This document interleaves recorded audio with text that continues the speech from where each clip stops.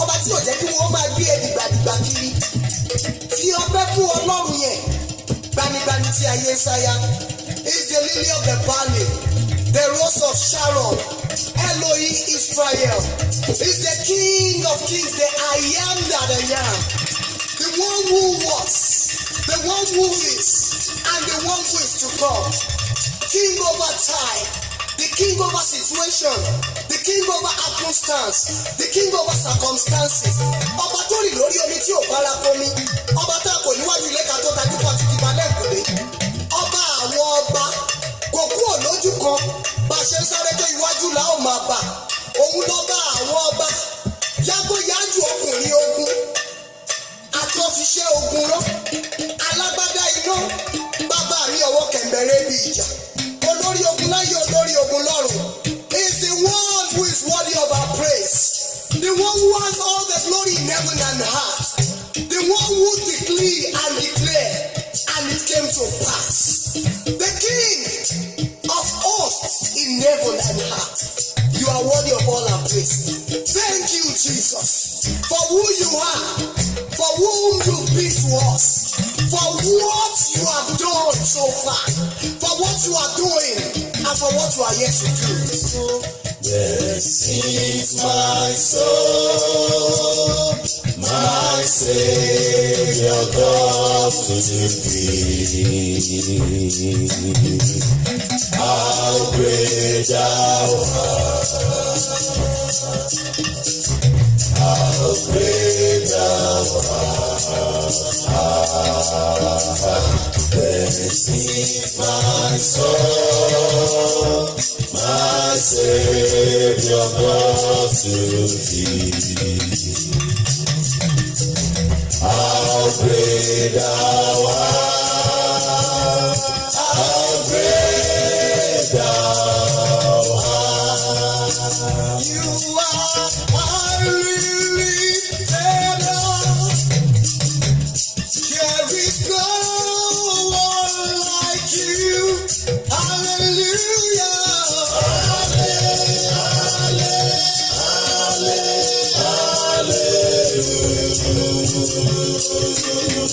You are lifted up. There is no one like you. Hallelujah.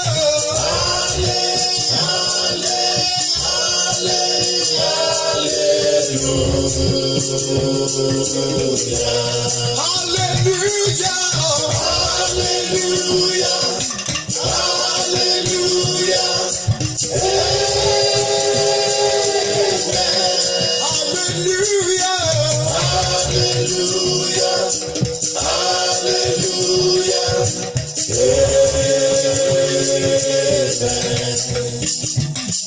Ọlọ́run tó dá wọn òkè yìí ga dé, ẹ̀yin ni mo fi ọpẹ́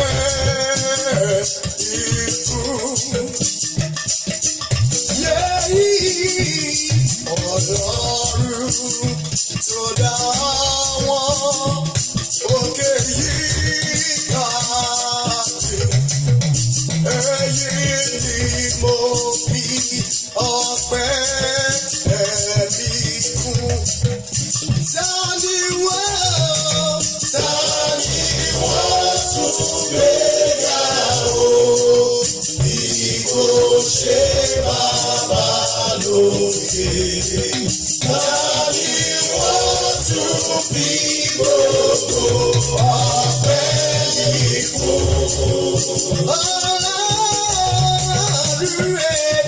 Ọlọ́run tó dá wọn òkè gíga dé, ẹ̀yin ni mo fi ọpẹ́ ẹ̀mí fún. My Lord, you are good. Olúwa mi ó dára. Yárábì ó dára o. Bàbá dára sí mi. Orúkọ ẹnìkan ló ń jẹ́ bẹ́ẹ̀. Olúwa dára sí mi. ó dára sẹ́mi o ó dára sí wọ. Ẹ tún káàbọ̀ sórí ètò láàárọ̀ yìí. A tún ti dé bá a ti ń dé o. A ti lálẹ́ gbàgà agbálẹ̀ gbàgì abalẹ̀ sórí ètò wa early praise. Dayọ̀ Agbọ́lá rédíò TV náà la wà o. Ibẹ̀ la tún ti dé láàárọ̀ yìí láti wá fi yìn fún Ọlọ́run bàbá wa lókè. Màmá ní ọba Èdùmàrè tó ń jí aráyé láàánú. Òun lolúwa ọba tí ń jẹ́ èmi ni. Òun la tó la ni atópa ni atógba ni. Ọba tó jọba kárí ayé gbogbo. Ọba tó ti mọ̀nà débi tẹ́nìkan ò mọ̀ rí. Ọba tí gbogbo fún wọlé ẹ̀sìn. Òfin ọ̀la ọba tí ń gbé ni tí kì í ṣẹ̀rù bá ni. Olúborí ọba tó borí ohun gbogbo. Ọba táwa fẹ̀yìntì tá a fi ń ráyè ọyọ̀. Ṣé bóun làti wáyé ọjọ́ òun làti wọ̀ oòrùn. Òun lọ́ba òkè tó bẹ kúwò tó mú kú lẹ́rú. Ògbógbó tìrìgbó ọgbà tí kì í jẹ̀bi. Àgbógbógbó ọba tí kú ṣe lọ́ba. Pokiri pópópó Èdùmàrè tó gbó tayọ ọjọ́ tó bẹ̀ pàtàn. Ẹ̀yin lẹ́mọ orúkọ tẹ́ ìpọ́ náà wò. Níjọ́ Jímọ̀ ọjọ́ Friday. Mo ní káwọn èèyàn dárúkọ sọ́fin pọ̀ náà. Ẹ wo ó tó 10 billion. Yes. Lónìí Ọlọ́run yẹn náà láti wá yín o. Ètò eléyìí a máa ń gbọ́ lọ́ǹga ni. Early praise la pé ìyìn àjímúná. Ibikíbi tẹ́ ẹ bá ti ń wò mí. Ẹ kú àbọ̀ o. Ẹ kú ojúmọ́. Òní ni Sunday àkọ́kọ́ nínú oṣù karùn-ún. Sunday àkọ́kọ́ nínú oṣù karùn-ún. Lọ́wọ́lọ́wọ́ báyìí ní stúdíò lọ́dọ̀ tiwa. Ó dàbí ẹ pé aago méje kọjá ìṣẹ́jú mọ́kànlá. Ibikíbi táyì náà bá wà aago tí ó kọjá ìṣẹ́jú mọ́kànlá. Ó kọjá ìṣẹ́jú mọ́kànlá. Mo kí yín ẹ káàbọ̀ olórin ìgbóhùnsókè.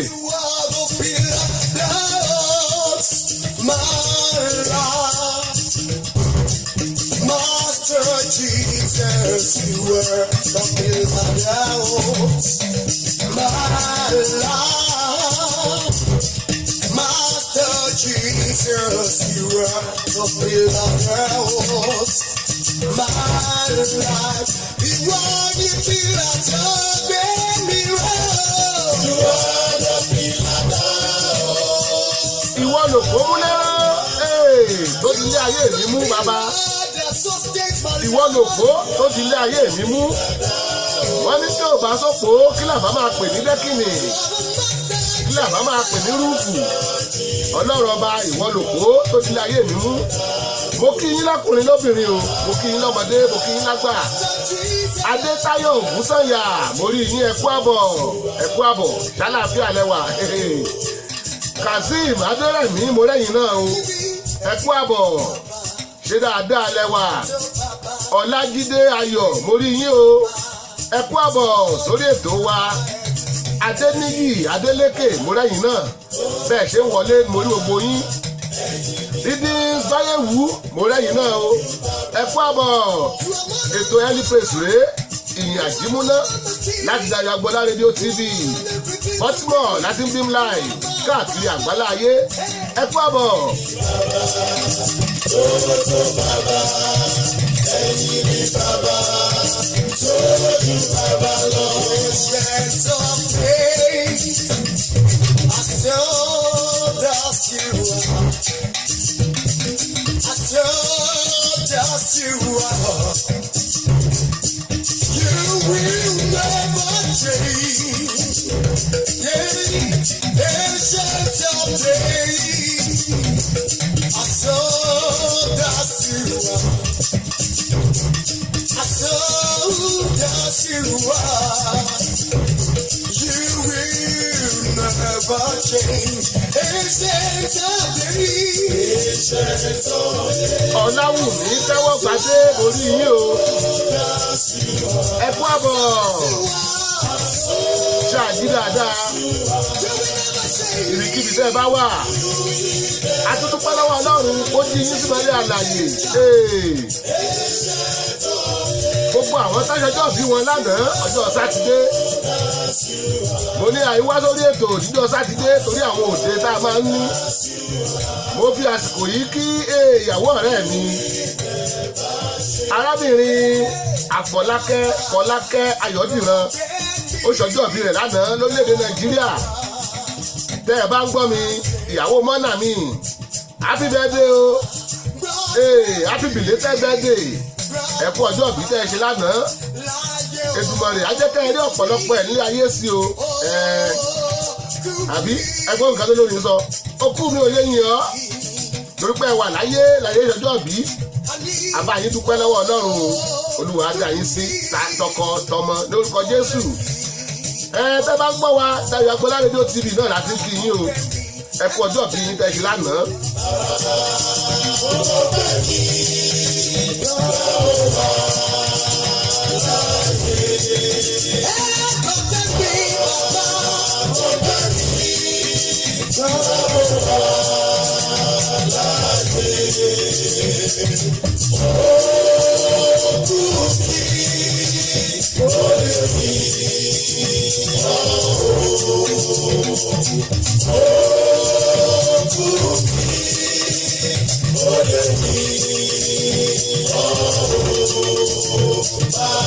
You are bigger than what people say. Bigger than what people say.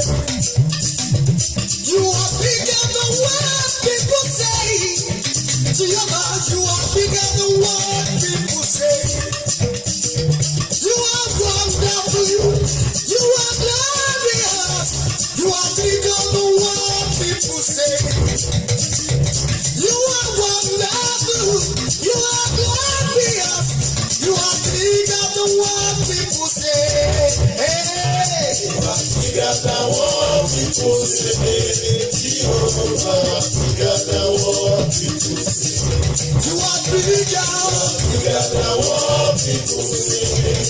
You are bigger than what people say. You are wonderful. You are glorious. You are bigger than what people say. You are savage. You are wonderful. You are glorious. You are bigger than what people say. Olúwa àwọn náà tóbi ju gbogbo ohun táyé ń sọ lọ o. Tálà bá fi ọ́ wé, ta ló lè bọ́ ọ̀dọ́ gba nobody man. Kò sẹ́nì kankan. Ọlọ́run mi lọ́ba ńlá, kò sẹ́ni tó lè bá dọ́ba. Nobody. Gbogbo ẹ̀yin èèyàn wá níbikíbi tẹ́ ẹ bá wà. Bóyá ẹ ti múra àti lọ sílé ìjọsìn ni o. Ẹ máa múra lọ, ẹ máa múra lọ. Ẹ̀yin tó yẹ pé ẹ̀ ń ti fi iṣẹ́ bọ̀ ni. Ẹ rọra àwọn wakọ̀, ẹ má rọ̀. Òkú ò lè yín Ọlọ́run. Ẹ já rọra máa lọ jẹ́lẹ́jẹ́lẹ́. Ẹ máa gbórin yín, ẹ máa fi ṣọ̀run àjíjà. Ẹ máa fi ṣọ̀run àjíjà. Ọlọ́run tó jọ lọ́run lọ, tálá bá fi ọ́ wé. Ọlọ́run tó jọ lọ́run lọ, tálá bá fi ọ́ wé. Because there is no one, ìwọ ni mo rí láyé lọ́run, ìwọ ni mo rí. Ìwọ ni mo rí lọ́run àtayé fẹ́, ìwọ ni mo rí. Jésù, ìwọ ni mo rí. Jésù, ìwọ ni mo rí. Ìwọ ni mo rí o. Ìwọ ni mo rí láyé lọ́run. Ìwọ ni mo rí. Kò sẹ́lòmíì tá a ní lẹ́yìn Ọlọ́run ọba. Torí bẹ́ẹ̀ la ṣe wá fìyìn fọ́ba Ọlọ́run lónìí o.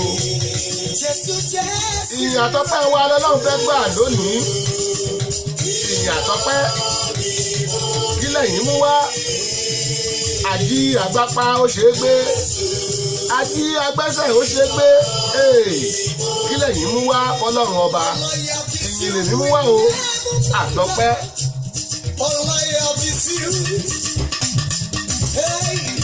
Olúbùkọ́lá Ṣẹ̀wẹ̀lẹ̀ Jésù jágbọ́ díẹ̀ náà jágbọ́ díẹ̀ náà jágbọ́ díẹ̀ náà.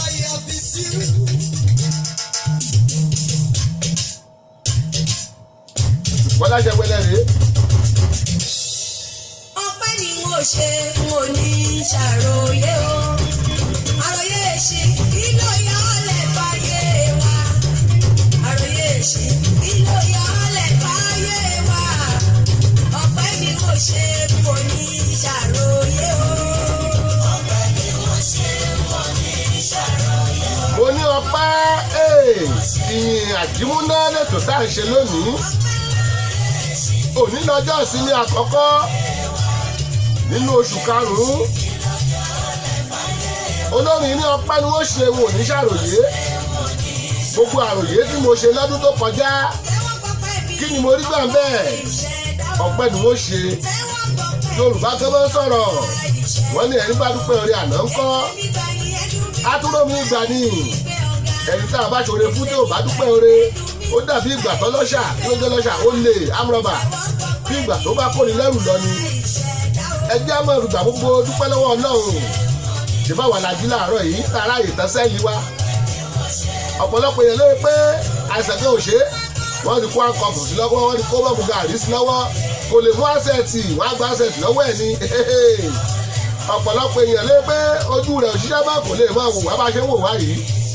Ṣé báwa la sọ̀rọ̀ yìí? Àmọ̀ dúpẹ́ lọ́wọ́ Ọlọ́run. Ọwọ́ atẹ́wọ́ gbọ́ pẹ́ tèmi. Ruth Ọláìdé Adéjùmọ̀ àmọ̀ rí yín ẹ kú àbọ̀ sórí ètò. Ṣé ẹ ti jínú? Ẹ kú àbọ̀ bóòlù. Ẹ pẹ̀lẹ́ ẹ kú iṣẹ́ àná o. Happy Sunday, happy first Sunday May. Ẹ kú àbọ̀. Bùkọ́lá Ṣẹ́wẹ́lẹ́ rèé o. Ẹjẹ́ àgbéga èmi ọ̀gbọ́n lọ́ǹga ẹ̀yin kọ́.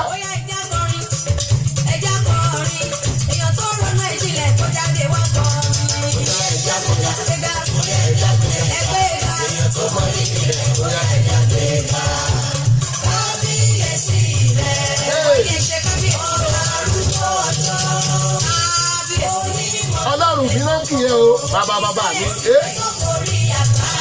Ọlọ́run ní jẹ́ bẹ́ẹ̀ ọkùnrin láì mọ̀ mi sí. Yóò gbé mi kò ní kó ní ṣe sọ́tẹ̀sì ló ń jẹ́. Alákọ̀ rẹ̀ ni wọ́n ṣí bí ọmọ àjẹsí kálẹ̀ pẹ́ o wá.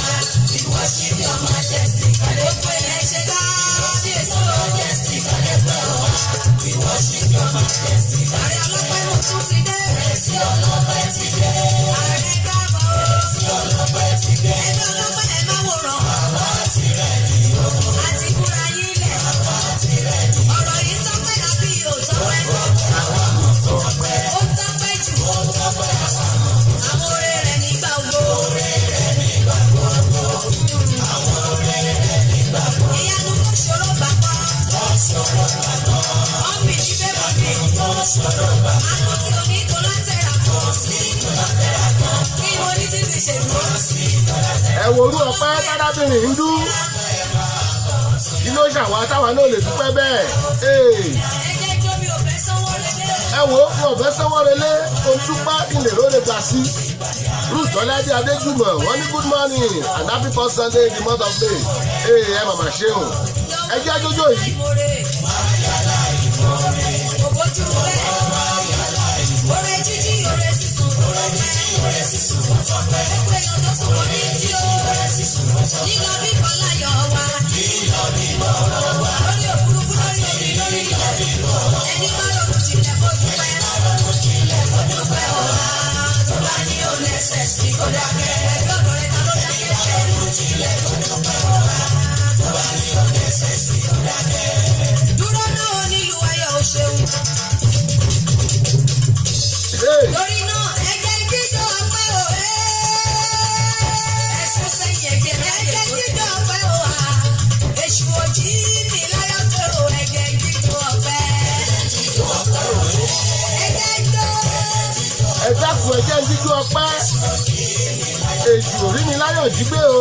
Ẹgbẹ́ jíjọ ọpẹ́. Jíjọ ọpẹ́ rẹ̀ dà.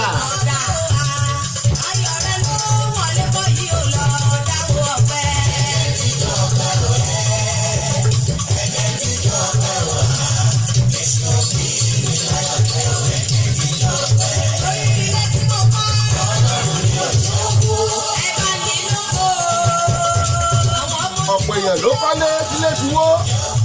Ọ̀pọ̀ èèyàn ló ra mọ́tò tó ti ní ásídẹ́ǹtì. Ọ̀pọ̀ èèyàn ló bímọ tọ́mọ kú. Ọ̀pọ̀ èèyàn ló lọ́kọ tọkọ kú. Ọ̀pọ̀ ló láya táyà kú. Ṣùgbọ́n Ọlọ́run dá gbogbo wa sí. ká máa dúpẹ́ lọ́wọ́ ọlọ́run ni o ọlọ́run ṣe.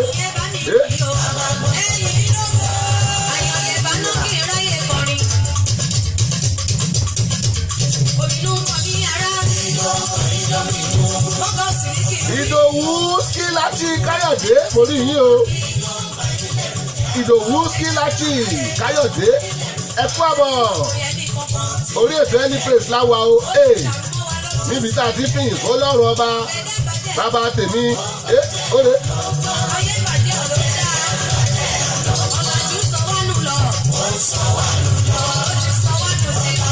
Ijó ọpẹ́ lèmi ń jó lórí ètò Any Praise láti Dayọ̀ Agbọ́lá rédíò TV.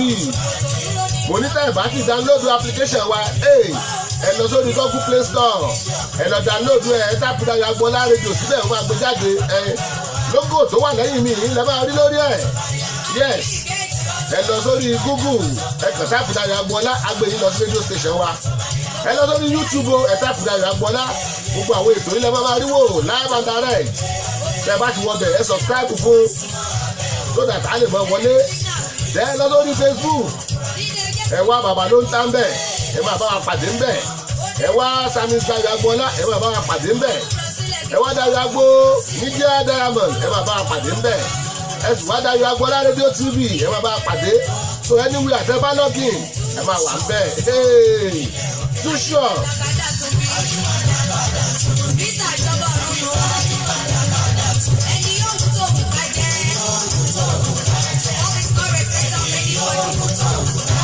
Ìdòwú Skíláàtì Káyọ̀dé wọ́n ní bàbá Moyin tó ta lẹ́nu rẹ̀ o. Ẹ kú àbọ̀ sórí ètò ẹ kú àbọ̀ sórí ètò.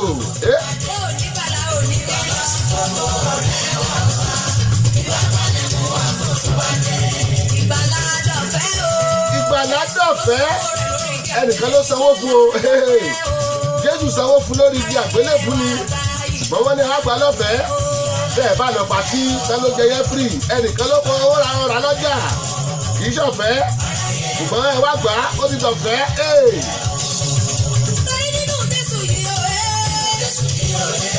Tí bá ti kó lórí Bùkọ́lá Akíadé máa padà sórí àwọn àyàn Jésù àyàn Jésù àwọn Jésù.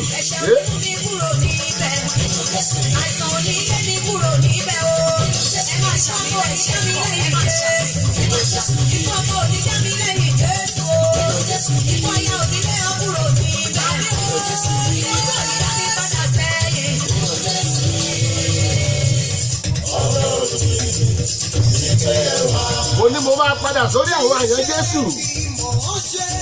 Èyí ò gbúdọ̀ pé kárí ò bá ẹ ó ta lẹ́nu ó ta lẹ́nu. Kì í ṣe ti tóbi lẹ́bi dá mi sí o bàbá. Olúwa kì í ṣe mi ìmọ̀ ṣe ká. Ìdòwú Skíláàtì Káyọ̀dé wọ́n ní ẹkú ètò bàbá ńlá.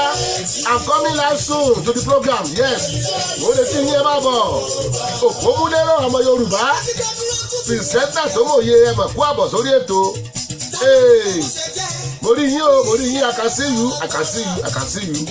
Ẹ kú àbọ̀ Òpómúlérò ọmọ Yorùbá ṣáàfíà lẹ́wà. Orí ètò Any Praise láwà lónìí o ọjọ́jọ́ Sunday la máa ń ṣe léyìí. Ibi la ti máa ń gbẹ̀yìn fún bàbá God tó jí ajísáyé láyọ̀ àtàláfíà. Orúkọ pásọ̀ yìí máa ń pa mí lẹ́rìn-ín ó dẹ̀ máa ń múnú mi dùn. Pásọ̀ Israel Olúkáyọ̀dé Joy Ayọ̀bámidélé Pásọ̀ Israel Olúkáyọ̀dé Joy Ayọ̀bámidélé mo rí yín ẹ kú àbọ̀ happy Sunday sir happy first Sunday in the month mo kí yín ẹ kú àbọ̀. Abdulrasheed Shaibu I can see you. Abdulrasheed Shaibu how you dey I can see you. Ẹ kú àbọ̀ sórí ètò yìí o. Any Praise rèé o. Ìyìn fún bàbá God. Ibi tó sì ní dé mi ò mọ̀ pé mo lè débẹ̀ ẹ̀yin kọ́ ṣàgbára yín ló gbé yín débi tẹ́ ẹ wà.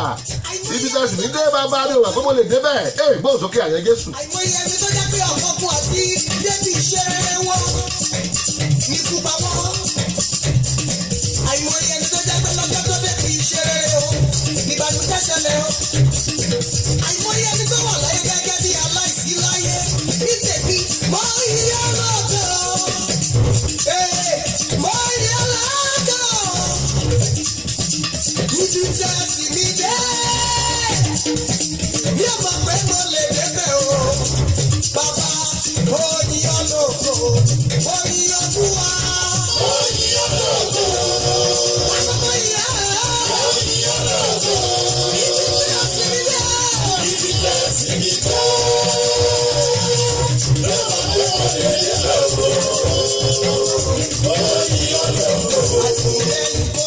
Ọ̀pọ̀ nínú wa ò mọ̀ pọ́nà ló sì wá débi tá a dé. Ẹni tó ní mọ́tò a máa bínú pé mọ́tò tọ́lọ́run fóun ò dáa. Ò rántí ẹ tó fẹsẹ̀ rìn. Ẹ tó fẹsẹ̀ rìn tó wọ bàtà a máa bínú pé bàtà ó ti jẹ. Ò rántí ẹ tán hàn gẹ̀ẹ́sẹ̀ sókè lọ́sibítù. Ẹ tán hàn gẹ̀ẹ́sẹ̀ sókè lọ́sibítù a máa bínú pé àwọn ráyè jáde kóun ra wọ bàtà. Ò rántí ẹ tán ti gé lẹ́sẹ̀. Ọlọ́run mo mọ̀ dúpẹ́ tèmi o mo dúpẹ́. Òpómúlérò ọmọ Yorùbá pìtẹ́tà tó mòye wọ́n ní ògo fọlọ́run Ọlọ́run nìkan ló yẹ ká máa fún lógo. Tèmítáyọ̀ Ògúndìran mo rí yín o bẹ́ẹ̀ ṣe ń wọlé mo rí yín. Ẹ kú àbọ̀ sórí ètò wa bóò ni ẹ kú ojúmọ́ tó bá lè jọ sẹ́lẹ̀ wa ẹ káàsán lọ́dọ̀ tí wọ́n rán àyín àṣẹ kọjá aago méje ni.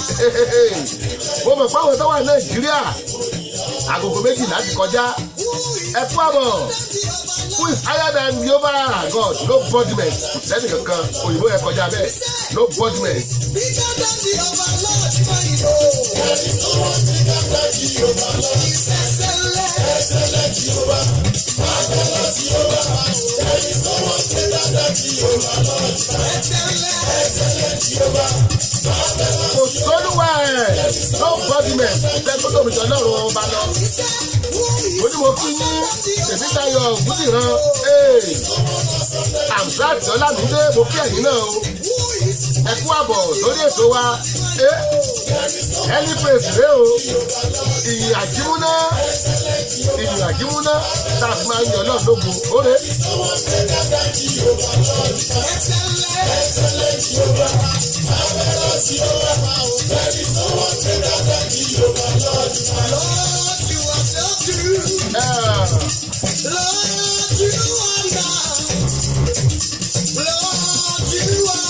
My Lord, you are excellent, so good. Lord, you are so good. You are so good. Lord, you are so good. Orí pẹ́ tún ti wọlé síbòmí òmúlérò ọmọ Yorùbá orí yín bẹ́ẹ̀ ṣe ń wọlé orí yín.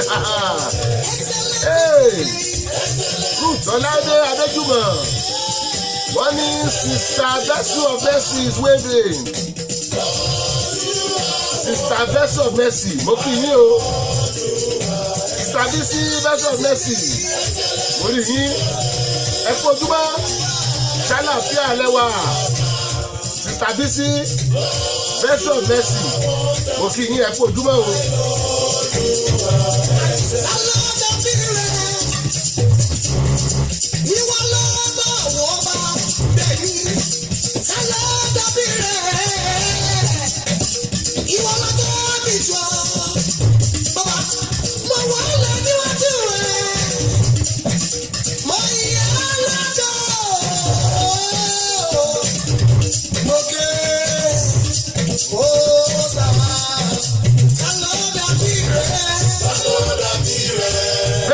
Mercy mo rí yín o ṣẹ́wà ẹ kú ojúmọ́ mo ní ètò eléyìí la máa ń ṣe every Sunday morning láago méje ní Maryland time aago mẹ́fà Houston Texas time aago méjìlá Nigeria time aago mọ́kànlá Ghana time aago méjìlá UK time aago méje Canada time bẹ́ẹ̀ ni orí ètò náà la wà o.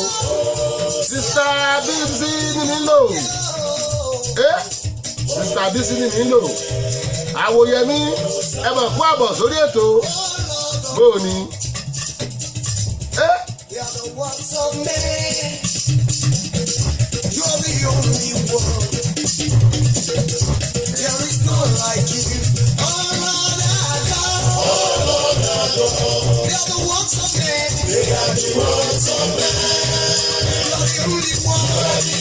àyàn Jésù ẹ bá gbóhùn wálẹ̀ díẹ̀ mo fẹ́ kí gòkè bá jọ wà ó wọlé kó bá wà yẹ hallelujah fọ́bá ògo òré o gòkè bá jọ wà rèé ó ní hallelujah ẹ kọrin hallelujah sọ́lọ́run ọba o.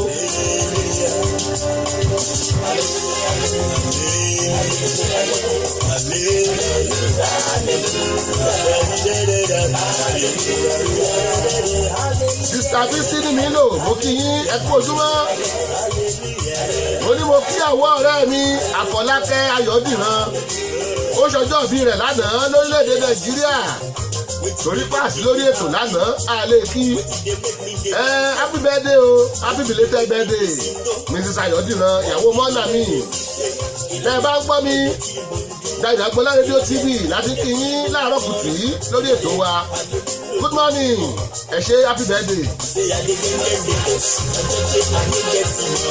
hallelujah rèé ìbájọ́ wa.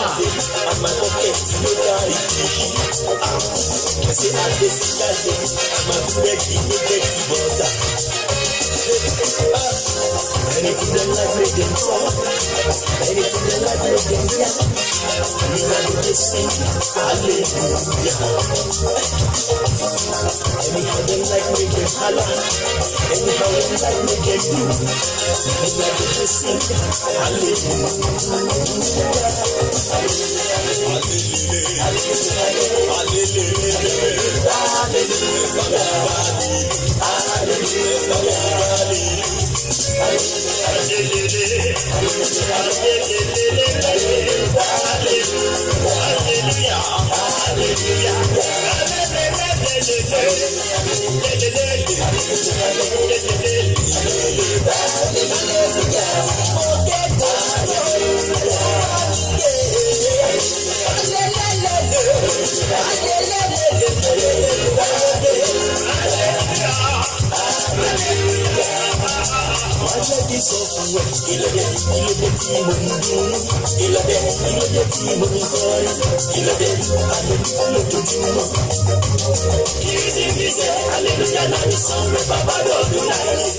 ẹ̀rí pọ̀ ní kí Rúùtọ́ládé Adéjúmọ̀ wọ́n ní happy belated birthday Mrs. Ayọ̀dìran age with grace ẹ ṣé ẹ̀ bá mọ̀ kí àwọn ọ̀rẹ́ mi bẹ́ẹ̀.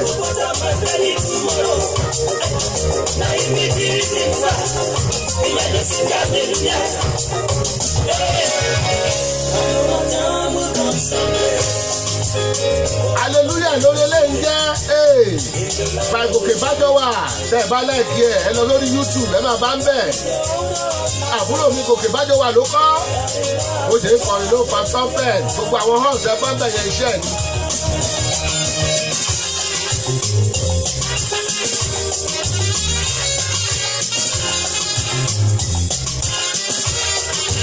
tọ́lọ̀ gan bá ń gbọ́ àwọn orin ìyá máa dìde pé ta ló ń forin yìn mí Dayọ̀ Agboola owó mi kókó ìwọ ló tún forin yìn mí ó yá tún gbáre inú bàbá gọ́ọ̀dù dùn lókè bó ṣe ń gbọ́ tí mo fi orin yìí.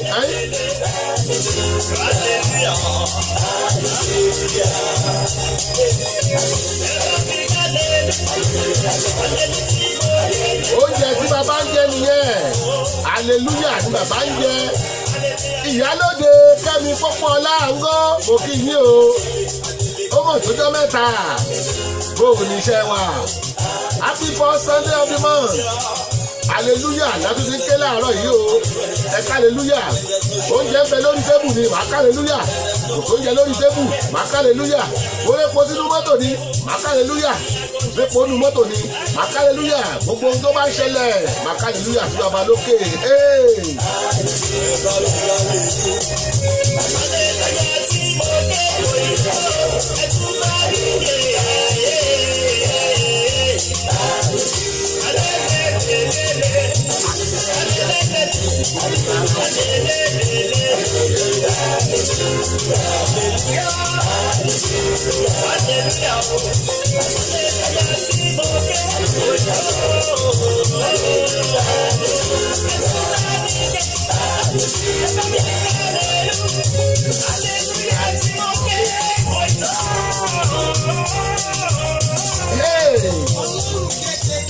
gòkè bájọ wà gòkè bájọ wà ó ṣe àwọn àyàn Jésù náà tún wọlé pẹ́rẹ́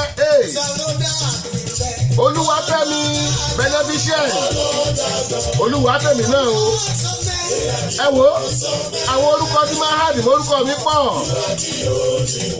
máa hàdì orúkọ mórúkọ mi àbí orúkọ láwọn ẹni lèèyàn ń jẹ́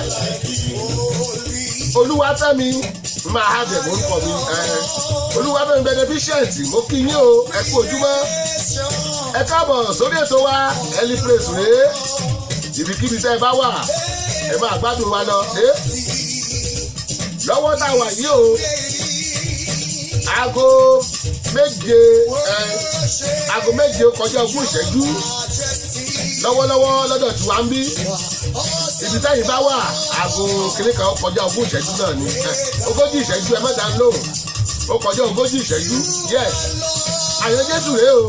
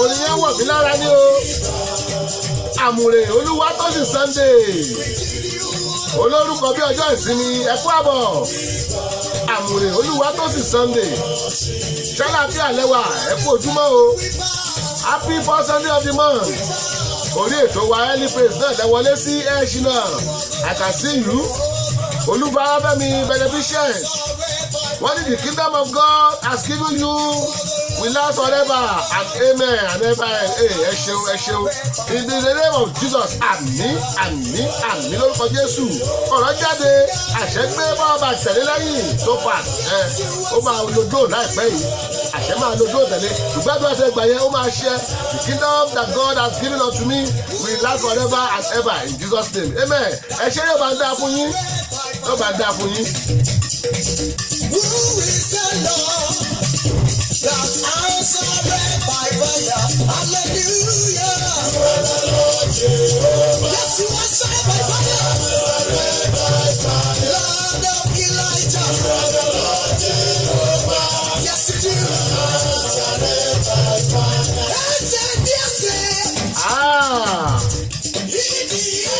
Princess Fúnmiláyọ̀ Princess tíátíá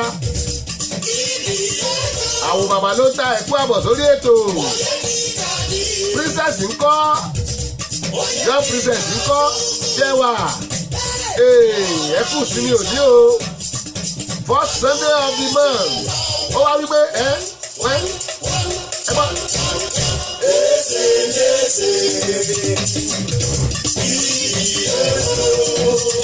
mo fẹ́ kẹ́ ẹ̀ jójó ìdí ẹ̀ ni ẹ̀ máa jíjó Ìgbò nísìnyí ó yá. Oyè ní káàdì oyè ní káàdì ọmọ àlìkà.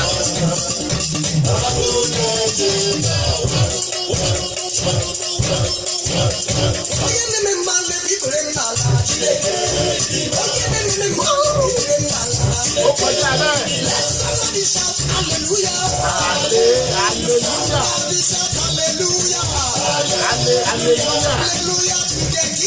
Ó kọjá bẹ́ẹ̀ lórí ètò yìí lónìí. Early Praise yẹn rèé o. Ṣé ẹ̀ bá ti download application wa ẹ lọ download ẹ̀. Dayọ̀ Agboola Radio ló ń jẹ́. download ẹ̀ kẹ́ máa gbọ́ rédíò wa 24 hours lọ́fẹ̀ẹ́ ni lọ́fẹ̀ẹ́ bàbá fún wa ọ̀fẹ́ ni. arákùnrin olúwẹ́ gbé gòkè wọlé lẹ́ẹ̀kan sí oníjọ́ tá a ti ń jẹ chicken ọdún àti ń jẹja odò ọdún àti ń jẹ nọ́mọ̀ wọ́n mọ̀ tán olúọba ó fún wa lójoojúmọ́ ni kí ló wá lóde tá a lè dúpẹ́ lọ́wọ́ ẹ̀ ó ní ẹ ṣé bàbá èmi ọmọ rẹ mo wá dúpẹ́ mo lọ pé ẹ ṣé gan ni gbọ́n sókè.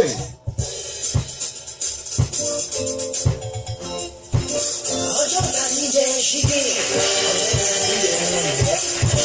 tó fi ẹja odò ìmọ̀tán ìṣe ló ń bọ̀ sí o so much of God's blessings and that's what we are living that is why I love to sing ẹ̀ṣin kan ní.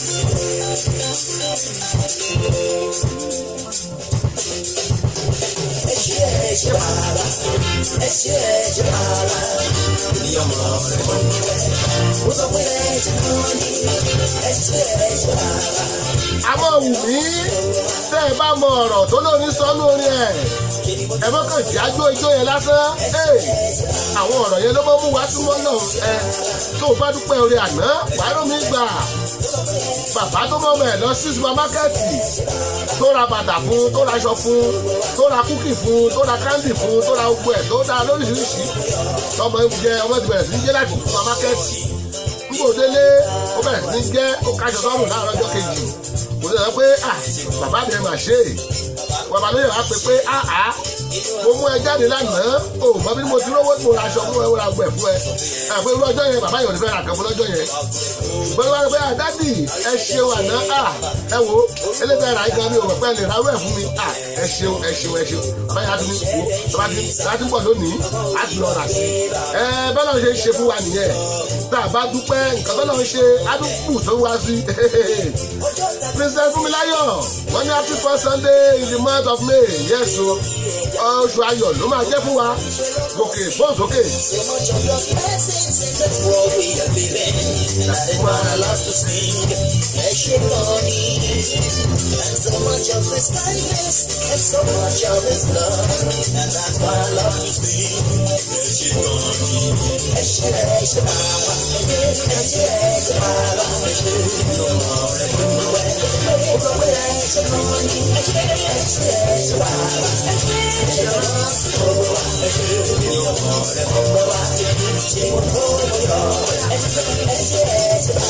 ó jẹ́ sọ tiẹ̀ ire tó retí yẹn dúpẹ́ ire yẹn á dé ó dẹ̀ jẹ́ kí ọpẹ́ wa ó máa pọ̀ ju ìbéèrè wa lọ tá a bá ti ń dúpẹ́ á máa bù kiri fún wa sí ni wọ́n tó bá bẹ̀rẹ̀ sí ní béèrè tó jẹ́ aláìmoore á máa wù ẹ́ pé kùkú moore bẹ̀tù wọ́n máa dúpẹ́ á tó wò pé àwọn ọmọ yẹn kì í farakùnrin ní kínní ẹ wo Sólómọ́nì ó ṣe ẹbọ 1,000 ẹrẹ 1,000 kìíní kan 10,000 ó dúpẹ́ lọ́wọ́ Ọlọ́run ní pé Ọlọ́run ó ṣe tó mú ìjọba òkè Ọlọ́run ṣe fún Ọlọ́run wá fún ní ìlọ́po wọ́n ní kò sọ́ba tó lówó tó Sólómọ́nì kò sọ́ba tó lọ́gbọ́n tó Sólómọ́nì kò sọ́ba tó ní gbogbo kankan tó Sólómọ́nì up to now àti kó ló ní kó wọ́n bí kí ló dé ó dúpẹ́ lọ́wọ́ Ọlọ́run ni ẹ̀dẹ̀ máa dúpẹ́ o èmi dúpẹ́ tèmi bàbá.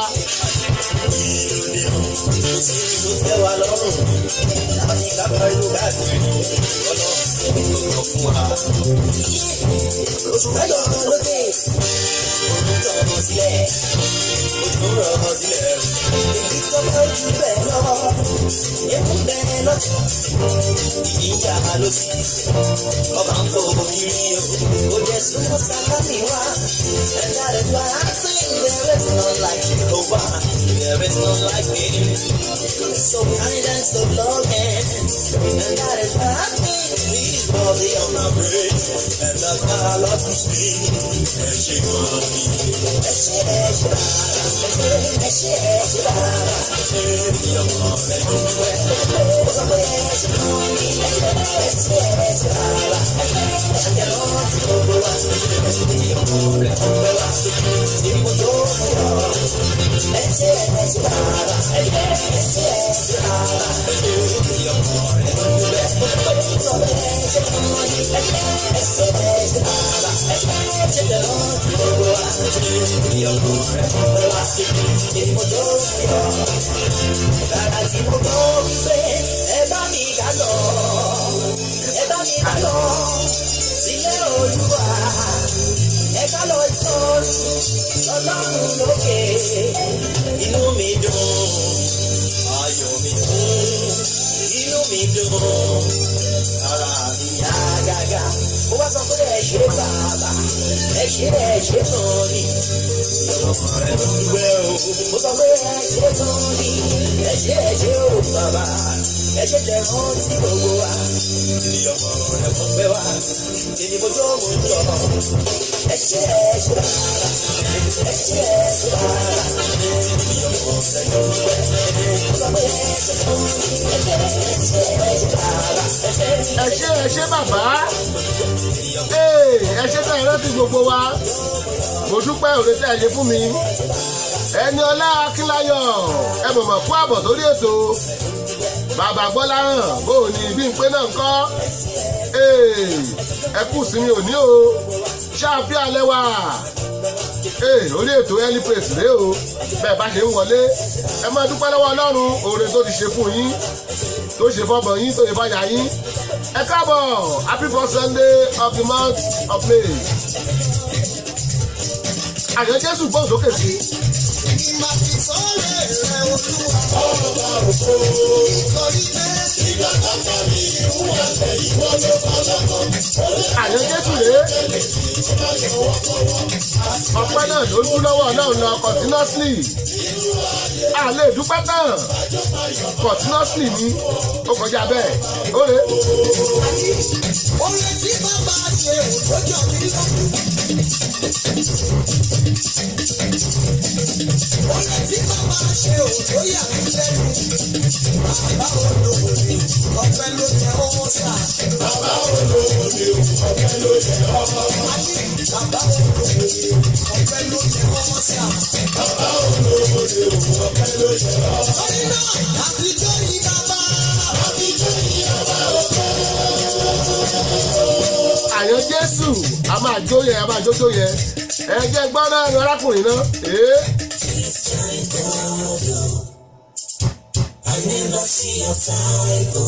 Ọlọ́run yìí náà là ń yìn lórí ètò early praise kábíyèsí alágbára ńlá ọpẹ́ ìyàtọ̀pẹ́ ló yẹ fún bàbá lójoojúmọ́ ẹ̀tọ́ náà bá dá sí ẹjọ́ ẹyọ ẹ̀yìn Jésù.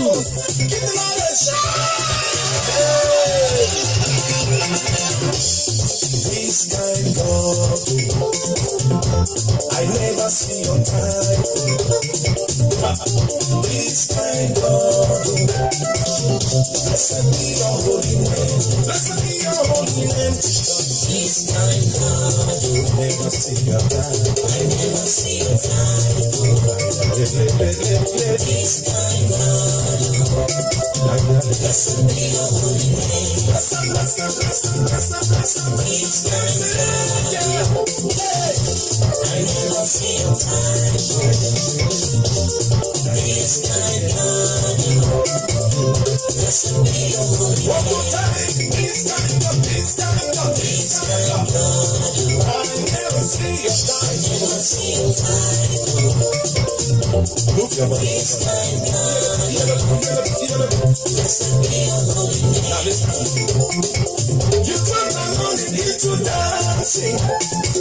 You took my shame and gave me fame. You turned my misery into a ministry. Oh, blessed be your holy name. Open your heart, I couldn't turn back on listen to you talk with Raja. I like my love to sign a hero. Echo up on Pharaoh. Whatever, Baba, this kind God, I never see your time. I never see your time. This kind God,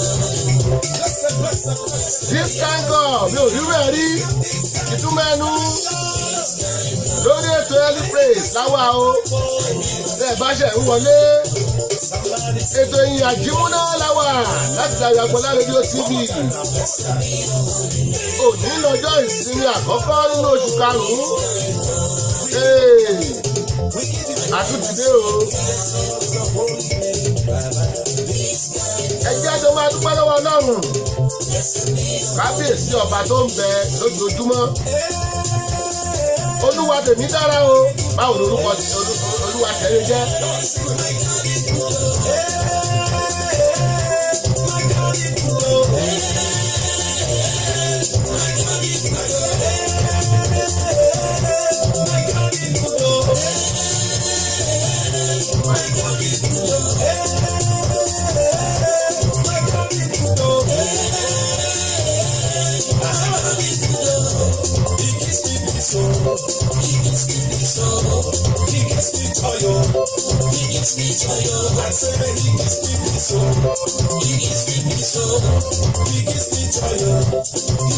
Everything na double double, na double double. Everything na double double, na double double. Favor na double double, na double double. Increase na double double, na double double. Breakthrough na double double, na double double. Miracle na double double, na double double. Money na double double, na double double. God na double double. Come on now, let's go double double. Healing na double double.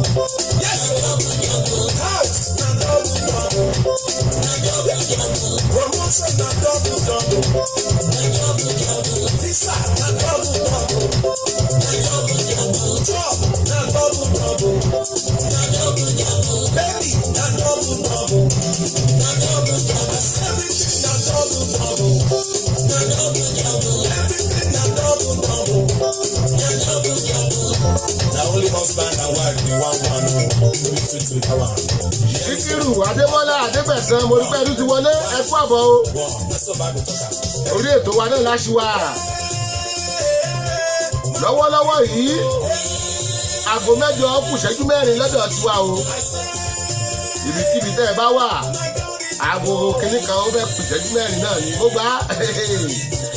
Ọlọ́run mi dára nǹkan dára kò ní sọ rèé. Olúwa tèmi dára. Ẹ̀jẹ̀ àpàyé fẹ́lẹ́ kó bá wa dá sọ̀rọ̀ yìí náà.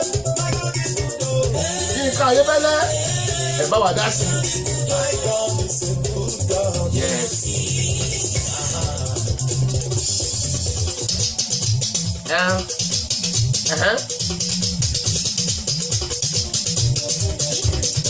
Tẹ́rù nìkan bá mọ núrò kọ́ tọmọ kan bá mọ núrò adúpẹ́ ìwọ́n kọ́.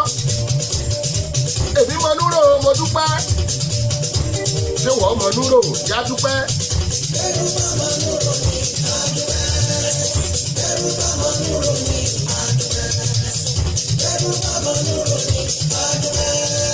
Àwọn ọ̀rọ̀ orin tó máa jẹ́ kó ronú pé ọlọ́mọ ṣe mí lóore lóòótọ́ ẹ máa gbọ́rọ̀ nú orin yìí ẹ máa gbọ́ bó ṣe ń sọ ó wà pẹ́ tí máa ń gbọ́ ti pẹ́ ẹ gbọ́rọ̀ nú ẹ̀ níkọ̀ọ̀kan.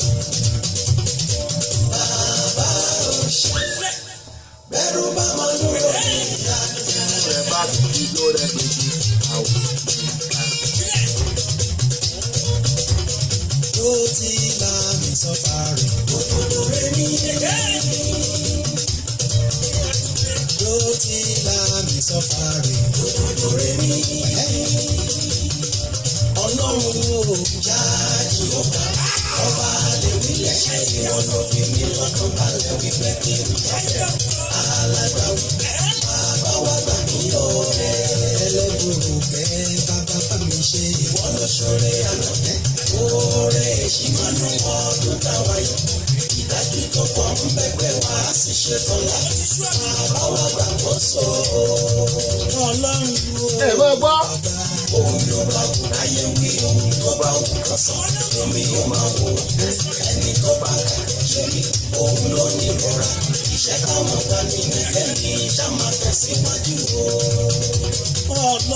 Mo ní bárakùnrin Yínká Ayéfẹ́lẹ́ ọjà MON bó ṣe ń dúpẹ́ oore lọ́wọ́ Ọlọ́run lójoojúmọ́.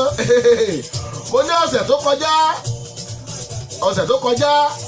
ọjà MON ó ra mọ́tò tuntun Sequoia tuntun 56 million 56 million kò jíwó ẹ̀ o kò kówó jẹ ìbùkún Ọlọ́run ni ìbùkún Ọlọ́run ni. Tèmi tó mi lẹ́rù o. Tèmi tó mi lẹ́rù. Tèmi tó mi lẹ́rù.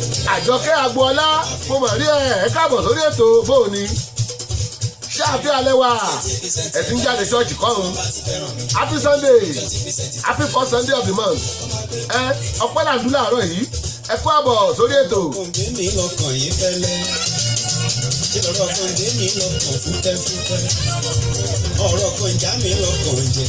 aago mẹ́jọ òun ló lù lọ́dọ̀ wa o aago mẹ́jọ àwọn ti Nàìjíríà aago kan ti lù gẹ́rẹ́gẹ́ àwọn ti Houston Texas aago méjìlá àbíta lọ ẹ mẹ́ta lò aago méje ló ṣe lù ní Houston Texas àwọn ti UK ńkọ́ aago kan ti lù wájú wá jáde ṣọ́ọ̀ṣì báyìí mo kí yín káàbọ̀ sórí ètò early praise rẹ o ìyìn àjímúná láàárọ̀ kùtù mo ní mo kíyàwó ọ̀rẹ́ mi Mrs. Afọlákẹ́ Ayọ̀dìran ó ṣọjọ́ ìbí rẹ̀ lánàá mo mọ̀ pé wọ́n yàn máa jáde ṣọ́ọ̀ṣì báyìí ni bọ́ bá ṣe ń wọlé ẹ bá ń kí wọn ẹ ṣé. Ẹ ó tún dé ìrọ̀lẹ́ ẹ tún ti kéwì lọ ẹ ó jẹ àjẹyọ ẹ tún ti kéwì lọ ẹ ó tún dé ìrọ̀lẹ́ ẹ ó jẹ ẹ ó lu ẹ ó jẹ àjẹyọ ẹ ó tún dé ìrọ̀lẹ́. Ọlọ́rọ̀ kan gbé mi lọ́kàn yìí fẹ́lẹ́ bí Jésù Kristi bá gbádùn. Alhaji Sheriff Alhaji Taiwo mo kí yín ẹ kú àbọ̀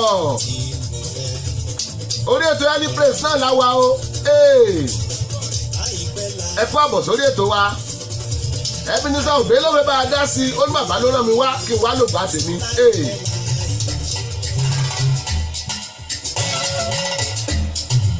Ebenezer Obey rèé bí bàbá bá ṣúná yín wá kẹ́ wá lò gbà tí yín ẹ lò dáadáa ká fi yìn fọ́lọ́run lókè.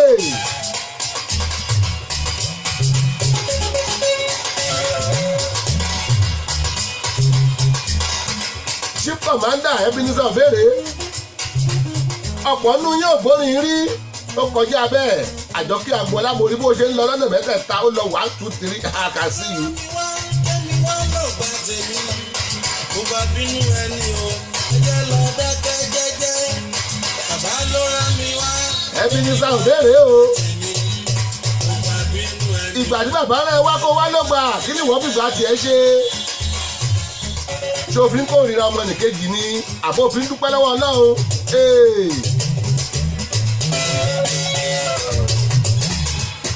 Fọláṣadé Ògúnṣùsì mo mà rí yín ẹ kú àbọ̀ Alhaji Sheriff Alhaji Taiwo mo lẹ́yìn náà ẹ kú àbọ̀ sórí ètò wa early praise rèé tẹ bá ṣe ń wọlé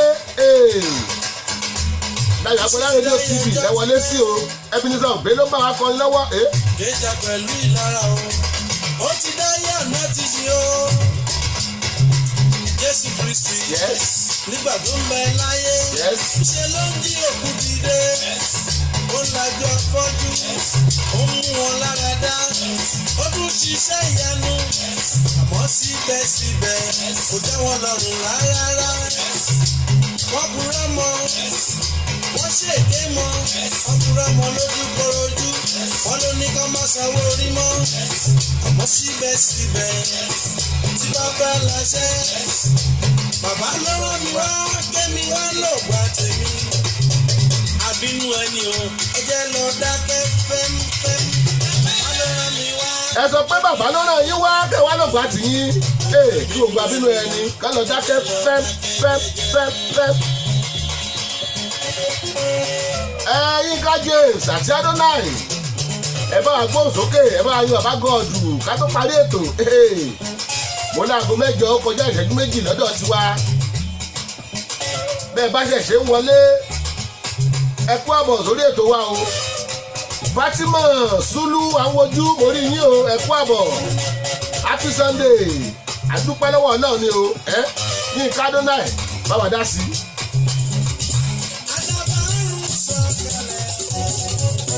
Ó ní bàbá mo wá dúpẹ́ àwọn náà mo rere èmi náà mo rere o mo more mo rore.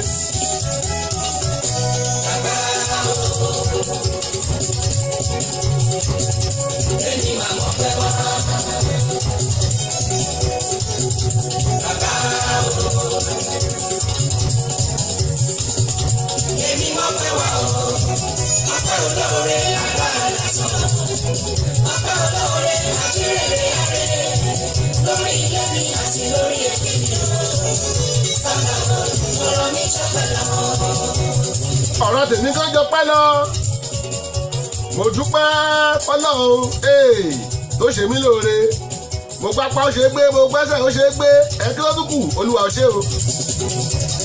Olúborí àjàgún. Àjàgún máa fi ti bọ́ ṣe. Ọ̀pàmùtàkù ojú ọ̀run ò ṣe é gbá. Agbórí àtẹ̀lé lẹ́kẹ̀. Mo rọ́mọ́ rẹ lórí. Èmi lọ́wọ́ rẹ lórí iṣẹ́. Mo rọ́mọ́ rẹ lórí. Èmi lọ́wọ́ rẹ lórí ilé mi. Ó ti ṣe nílò èmi kó máa ṣe lọ. Bàbá o, káàtó máa ṣe dúró. Ó lé rẹ̀ o. Ẹ̀lí Ndífúrékè. Ẹ bọ̀bọ̀ kú àbọ̀ ẹ kú ọjọ́ mẹ́ta. Ẹ̀lí Ndífúrékè, welcome to the show. This is early praise where we give thanks to God. Ẹ tún kú àbọ̀ òre. Ọpẹ́ olóore àjírèrè àrèrè. Lórí ilé mi àti lórí ẹbí mi o. Bàbá o, ọ̀rọ̀ mi jọpẹ́ lọ. Tipẹ́tipẹ́ lọ fẹ́ ìbáyọ̀. Wọ́n máa kọrí owó ti lọ. Tipẹ́tipẹ́ lọ fẹ́ ìbáyọ̀. Mo ní kẹ́ ẹ máa lísìn sí àwọn ọ̀rọ̀ náà àwọn orin yìí. Ó dìpù gan-an. Ìjó lásán kọ́ o, ẹ máa gbọ́. Ọ̀rọ̀ mi ló fọwọ́ lórí. Ọpẹ́ rèé. Ìṣàlákọ̀ọ́rí. Bàbá mo wá dúpẹ́. Ọ̀rọ̀ mi ló bí wọn nínú. Ọpẹ́ lọ bá àrántí. Àrántí ló gbé mi ló. Ọpẹ́ lọ bá àrántí. Àrántí ló gbé mi ló.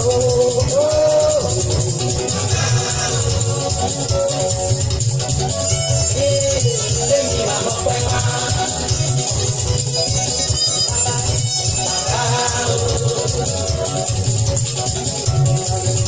Lẹ́mi máa pẹ́ wá o. Ọpẹ́ olóore adára sọ. Ọpẹ́ olóore àjírèrè àrèrè. Lórí ilé mi àti lórí ẹbí mi o. Bàbá o, ọ̀rọ̀ mi jọpẹ́ lọ. Ọkùnrin yìí Olúwa lógo. Ọba ní ìyanu tó wà lérè. Yínká James àti àwọn Adonai lélẹ́yìí. Yínká James àti àwọn Adonai. Ó ní bàbá mo máa dúpẹ́. Bàbá mo mọ́pẹ́ wá. Adétáyọ̀ Ògúnsáyà mo kí yín o, ẹ kú àbọ̀. Ṣáàfíà lẹ́wà. Mo rí yín, ẹ má lọ. I can see you. Any place rèé o. Láti Dayo Agboola rédíò TV. Mo ní tẹ́ ẹ̀ bá ti download radio application wa. Ẹ lọ download ẹ̀. Ó wà lórí Google Play Store, yes. Ẹ kàn tap Dayo Agboola, ó máa gbé jáde. Ó lórí Google ni ẹ tap Dayo Agboola, ó máa gbé yín lọ síbẹ̀. Ẹ̀lí Ndífúrékè. It is by His grace we are alive. That is why we need to give glory to His name always. Yes, go back there for you. God bless you, my sister. Gbogbo ọ̀rọ̀ pátá tó ń bà wá lọ́kọ̀ jẹ́. Wọ́n ti sọ rẹ̀ bí ó ti já sí. Wọ́n ti sọ rẹ̀ bí ó ti já sówó. Wọ́n ti sọ rẹ̀ bí ó ti já sọ́lá. Bàbá ti sọ rẹ̀ bí ó ti já sọ́pẹ́. Olúborí o, àjàborí ẹ ṣeun. Ẹ máa gbọ́ lù. Ẹ ṣe Ọlọ́run, ẹ lè rí márè. Bàbá ti sọ́dọ̀ ẹ ní ó ti já sọ́pẹ́ o. Bàbá ti sọ́dọ̀ ẹ ní ó ti já sọ́pẹ́. Bàbá ti sọ́dọ̀ ẹ ní ó ti já sọ́wọ́ o. Ó ti já sọ́pẹ́. Tẹ̀ bá rántí orin kan táyé fẹ́lẹ́ kọ́ gbà yẹn. Ó já sọ́pẹ́, ó já sọ́pẹ́ títí ayé, títí ayé. Ó ti já sọ́pẹ́ o, ó já sọ́lá, ó já sówó. Èyí tó bá wà lọ́kọ̀ yìí. Ó ti sọ́dọ̀ ní ó ti já sí. Ó ti já sí. Ó ti sọ́dọ̀ ní ó ti já sówó. Ó ti sọ́dọ̀ ní ó ti já sọ́lá. Bàbá ti sọ́dọ̀ ní ó ti já sọ́pẹ́. Ọ̀rọ̀ mi tó ń pẹ́ jọ, ó jọ pẹ́ lọ. Ọ̀rọ̀ mi tó ń pẹ́. Bá mi lálẹ́ Èkìtì. ẹ̀dá Joseph Àpáta mo màmá rí yín ẹ kú àbọ̀ sórí ètò ẹ̀dá Joseph Àpáta mo rí yín o ẹ kú ojúmọ́ bàbá yẹn ti múra chọ́ọ̀chì ẹ káàbọ̀ sórí ètò ẹni praise náà rèé o ọpẹ́ là ń dún láàárọ̀ yìí mo dúpẹ́ lọ́wọ́ Ọlọ́run tó dá mi sí tó jẹ́ kí n lè máa sọ̀rọ̀ òun mi lápá bó ṣe é gbé òun mi lẹ́sẹ̀ bó ṣe é gbé ọ̀rọ̀ mi tọ́pẹ́ ó jọ pẹ́ lọ ní ká James rèé. ojú bí bàbá mi fún mi bẹ̀rẹ̀ mo fún un ríran. ẹni tí bàbá mi fún mi bẹ̀rẹ̀ mo fún un gbàgbọ́. àbẹ̀rẹ̀ ọ̀rọ̀ mi tọ́pẹ́ mo sọ pé ó tọ́pẹ́ lọ.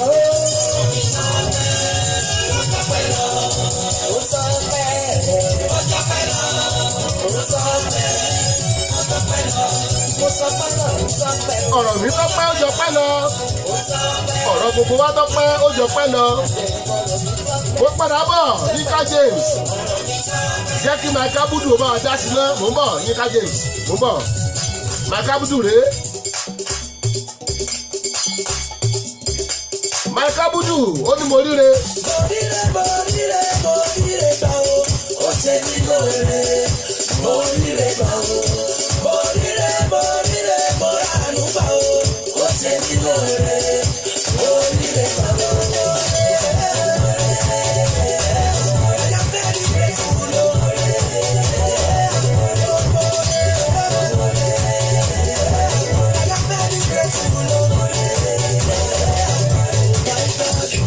Thank you for today.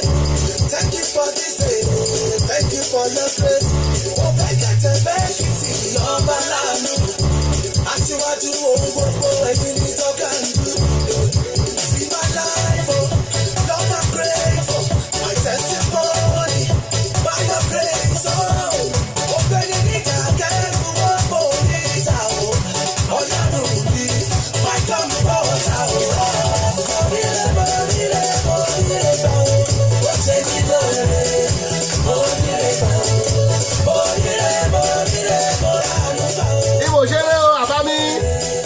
ẹ̀dá Joseph Àpáta ẹ ṣé wọ́n ní good morning ẹ kú iṣẹ́ Olúwa God bless you daddy God bless you.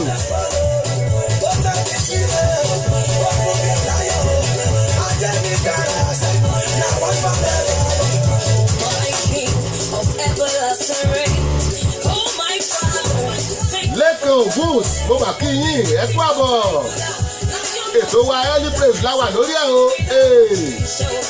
right from Dayagbola Radio TV Babalota Digital Studio ibẹ̀ láti dim to the world ẹ bà kú àbọ̀ ẹ kú àbọ̀.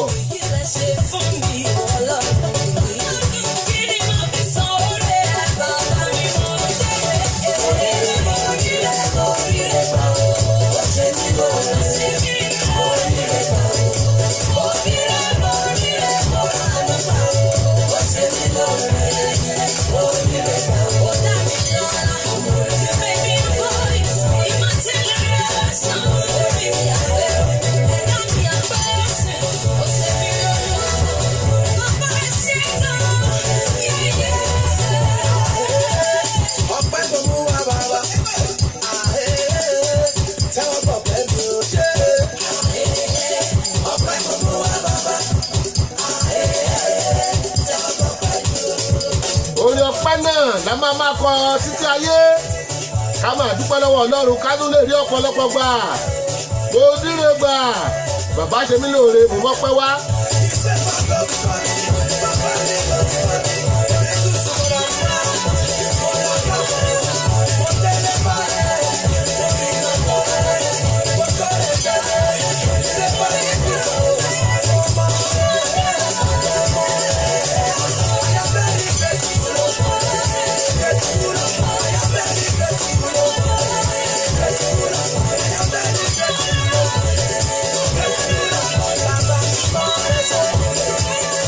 Mòre dúpẹ́ oore lọ́wọ́ Ọlọ́run kò ní bàbá ṣe é torí pé oore ẹ̀ ló jẹ́ ká lè máa gbélé ayé nípa ẹ̀ náà ni Yínká Ayéfẹ́lẹ́ bá ń dá sọ́rọ̀ yìí èké máa dá sí i.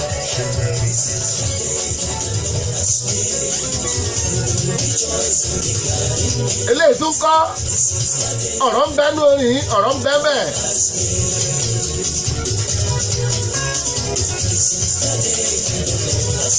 onídọ̀ọ́jọ́ bọ́lá ti pèsè a máa yọ̀ a máa dúpẹ́ nínú ẹ̀ ní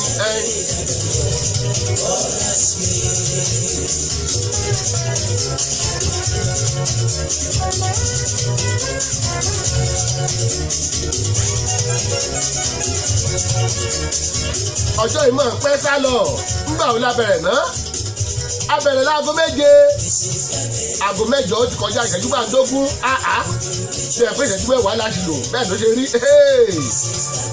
ètò yìí sún lọ díẹ̀díẹ̀ mo ní bẹ́ẹ̀ bá ṣe ń wọlé orí ètò early praise lẹ́wà o.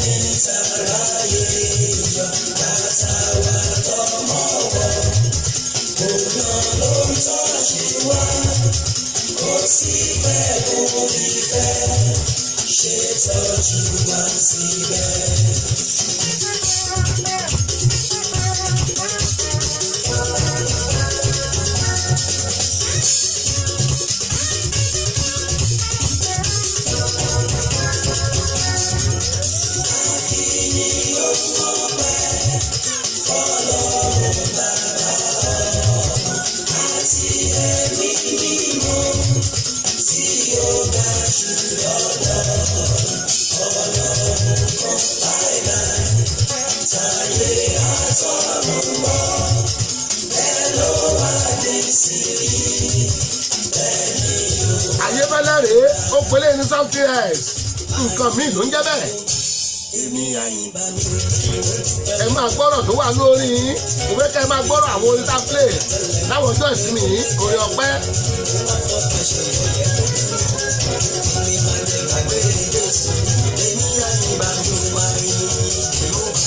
O ṣé o bàbá.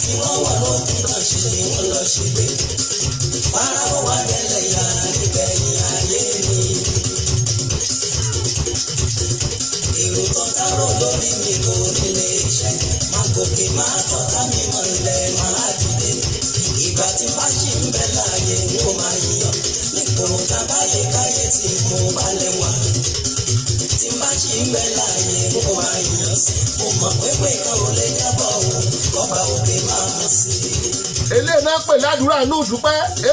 Ìṣòro tó kojú ọmọ rẹ̀ lágbọ́jú rárá, kò má sí ìṣòro tábà bá òkà. Ìwọ ṣàgbàgbọ́ kí wọ́n sì ní ìrètí. Ẹni gbẹ́kẹ̀lé Jésù kì í lóògùn òfò.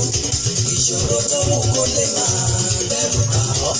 Ìwọ ṣàgbàgbọ́ ní Jésù wá ní bàbá nígbẹ̀yìn.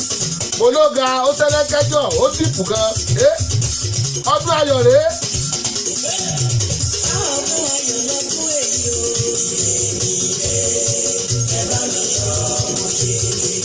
Ọdún ayọ̀ lọ́dún eléyìí. Èmi ẹ máa lọ báwọn èèyàn bọ́dún ayọ̀ lọ́dún 2018. A ti ṣí rédíò station yìí láti 2015. Ṣùgbọ́n ìwọ̀nba àwọn èèyàn díẹ̀ là ń sọ fún. Torí pé application wa ò tí ì jáde àbí app wa àtàwọn other things tó yẹ ká kó jọ ẹ wo 2015 ọdún mélòó nìyẹn ọdún mẹ́ta sísìn. Ṣùgbọ́n ní 2018 Ọlọ́run sọ́dọ̀tún ayọ̀ ó jáde ó gbé jáde Ọlọ́run gbógun ayọ̀ ẹ bá ń yọ̀ mo dúpẹ́ lọ́wọ́ Ọlọ́run ìgbà míì ti máa jí màá ní mo mà dúpẹ́ lọ́wọ́ Ọlọ́run mo mà dúpẹ́ lọ́wọ́ Ọlọ́run ìwọ tọ́lọ́run bá fún ní Volkswagen tó dúpẹ́ báwo ló lè fẹ́ fún ẹ sí kwaya ó fún ẹ ní drone ó dúpẹ́ báwo ló lè fẹ́ fún ẹ ní helicopter ó jẹ́ dúpẹ́ mo dúpẹ́ Olúwa mo dúpẹ́ arákùnrin dúpẹ́ Volkswagen ó dúpẹ́ mọ́tò tó rà ń gbà yẹn ó tún ra sí kwaya 58 million.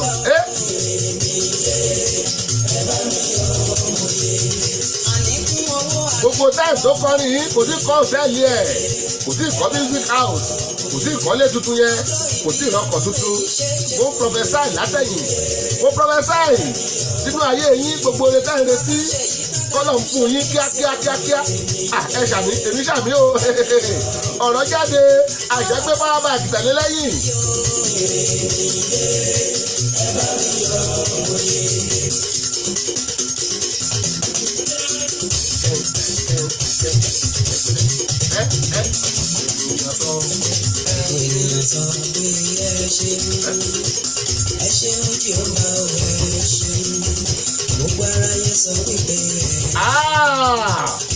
Mo lẹ́ni bí ẹni èèyàn bí èèyàn Ọ̀túnba GRA Bọ́láhàn lówó ọ̀la ẹ mọ̀mọ̀ kú àbọ̀ màmá sọ pé arákùnrin president wa nígbà wà ní Music Student Association of Nigeria OAU branch nìyẹn èmi jẹ́ social secretary àwọn jẹ́ president Ọ̀túnba Bọ́láhàn lówó ọ̀la bò ní ẹ kú àbọ̀ sórí ètò àwọn musicologist tó pójú owó nìyẹn lọ́pàá lẹ́yìn rìn káàkiri ìgbélé ayé arákùnrin ti rìn bẹ́ẹ̀ ó ti ṣe sójà ó ti ṣe stúdẹ̀ǹtì ó ti gba dìgírì ó tún ti ń ṣe politics àwọn tọ́tẹ̀ náà máa ń dárúkọ lówó Nàìjíríà ó wà bẹ́ẹ̀ Bọ́lá lówó ọ̀la bàbá àbèjì bó o ní o ẹ kújọ́ mẹ́ta happy Sunday bàbá àbèjì bó o ní GRA ẹ kú àbọ̀ Ọ̀túnba Bọ́láhàn lówó ọ̀la àwo tèmi láti OAU yes great fair great. mo ní tá ìbá ti download application wa yìí ẹ lọ download ẹ̀ ó wà lórí Google Play Store ẹ tẹ Dayọ̀ Agboola síbẹ̀ ó máa gbé jáde báyìí dẹ̀sán lọ sórí Google lásán ẹ̀ka tẹ Dayọ̀ Agboola ó máa gbé Dayọ̀ Agboola rédíò ó máa gbé gbogbo ẹ̀ jáde bákan náà ẹ lọ sórí YouTube ẹ lọ táìpù Dayọ̀ Agboola síbẹ̀ ẹ subscribe gbogbo bàbá yẹn ṣètò ó máa wọlé mo kí gbogbo yín o ọjọ́ ayọ̀ lọ́jọ́ òní.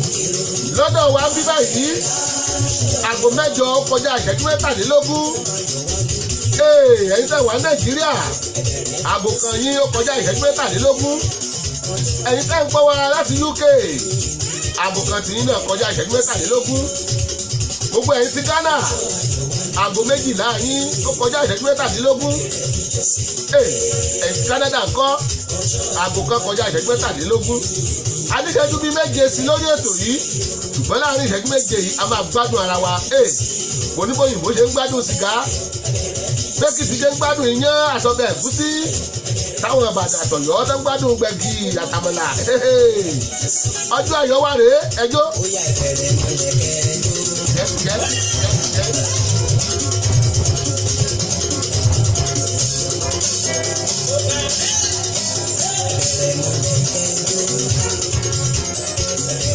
ẹjọ́jú ayọ̀ òrì ọ̀pá rèé.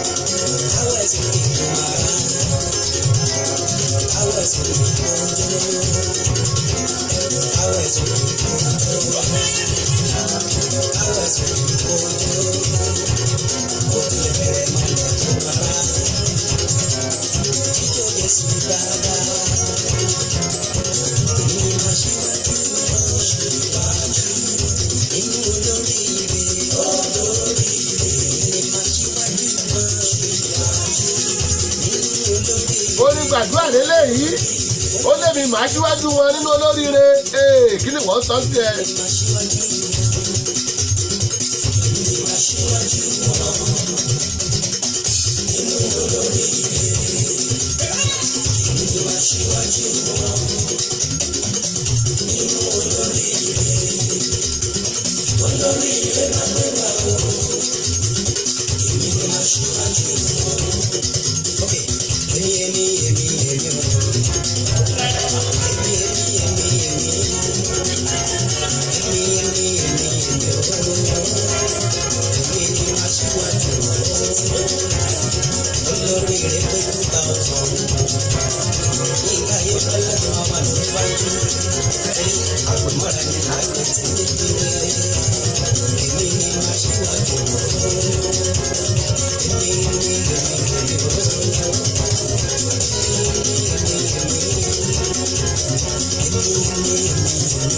àdúrà àárín ó kọjá bẹ́ẹ̀ ó jẹ́ gbà fún ẹ.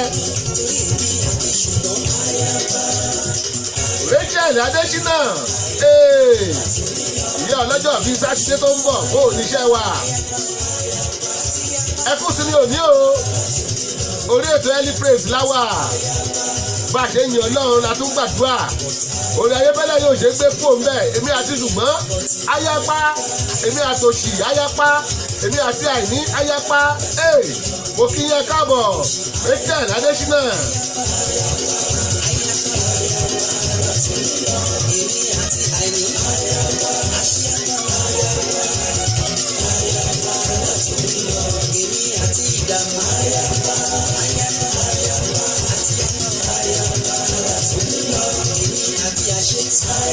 èmi àti àṣetì ayápá èmi àti àìní ayápá èmi àtòríire ládọ̀rẹ́ o èmi àtòwó ládọ̀rẹ́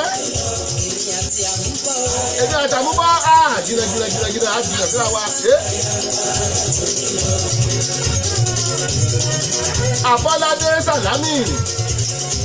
Àbọ́ládé Sàlámì ẹ mọ̀mọ́ kú àbọ̀ sórí ètò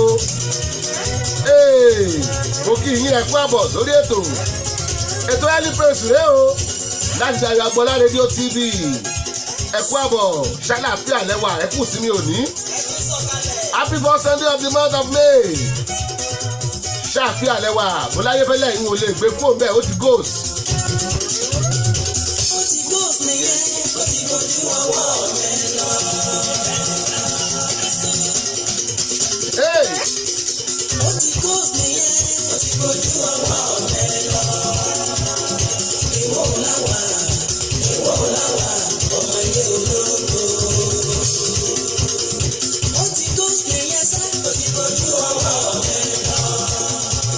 Níbi ìṣẹ́jú méjì sí lórí ètò yìí ṣùgbọ́n wọ́n gbọ́rin tán wọ́n tún wá jíjó kábíyèsí wọ́n lè ṣe má jíjó kábíyèsí o.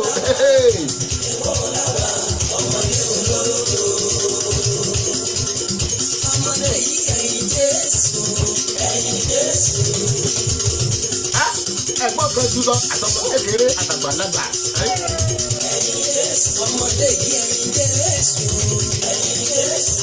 ẹ̀yin Jésù ẹ̀yin Olúwa ẹ̀dúpẹ́ lọ́wọ́ ẹ̀ ìyìn là ń bọ̀ níyìn.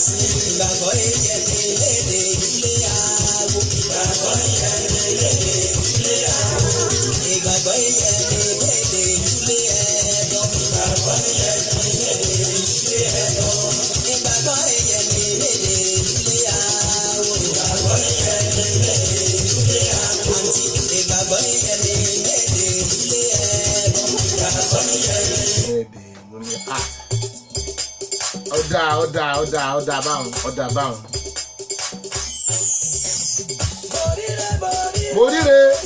Moríre gbà. Mo ní mo fẹ́ jíjó kábíyèsí ni Moríre ló tún lọ wọ̀. Ẹ jẹ́ jíjó kábíyèsí òjé. Ó yẹ ká ti rándọ̀bù ètò yìí. Mo ní ìjójú ayébẹ́lẹ̀ ẹ̀ tẹ́ni kí wá jíjó kábíyèsí. Ọlágbóyè Olúfẹ́mi mo rí ẹ̀yin o, ẹ kú àbọ̀ o. Mo rí bí ẹ ṣe ń wọlé. Ó ní happy Sunday ẹ̀gbọ́n mi.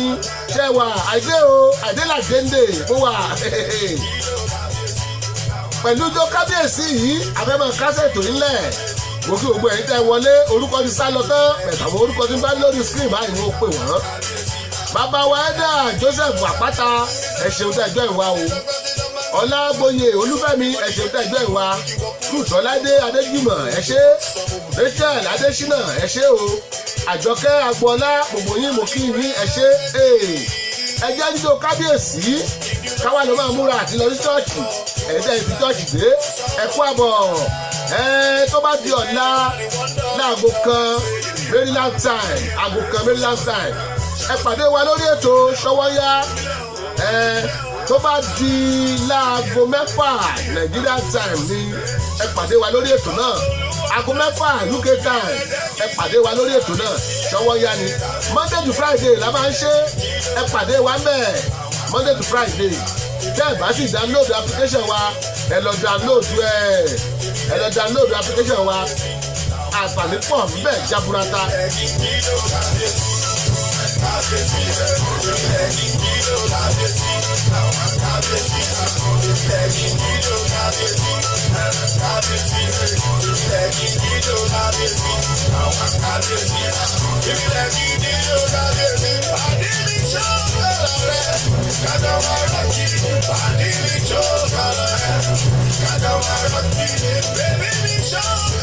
Nọ́mbà ní kò jíjó kábíyèsí tó jó ijó táwa ló máa jó ijó mẹ̀kúnnù àbíjó olóṣì Ọlọ́run níjẹ́ báwọn jójó olóṣì máa jíjó bọ́lá o jíjó fọlúwa jíjó bí ọba.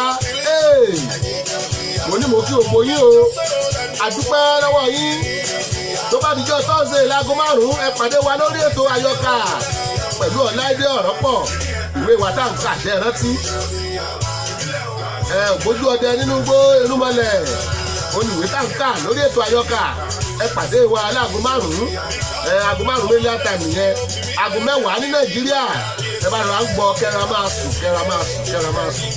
Mo dúpẹ́ lọ́wọ́ Ọlọ́run tó fún mi lójú tí mo fi ń rìnà o ó fún mi létí mo fi ń gbọ́ràn ó fún mi lẹ́nu mo fi ń sọ̀rọ̀ ó fún mi lápá mo fi lè ṣiṣẹ́ ó fún mi lẹ́sẹ̀ mo fi ń rìn mo fi ń jó.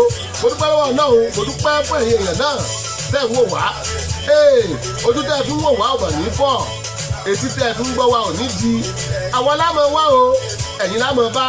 DJ Brangama my friend from India God bless you. You are coming to the show. How's Chadney? How's everybody?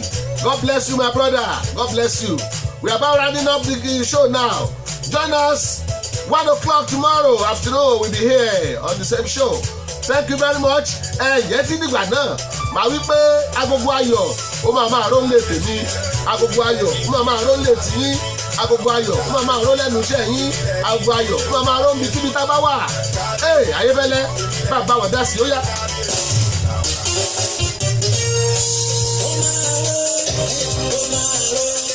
Oh,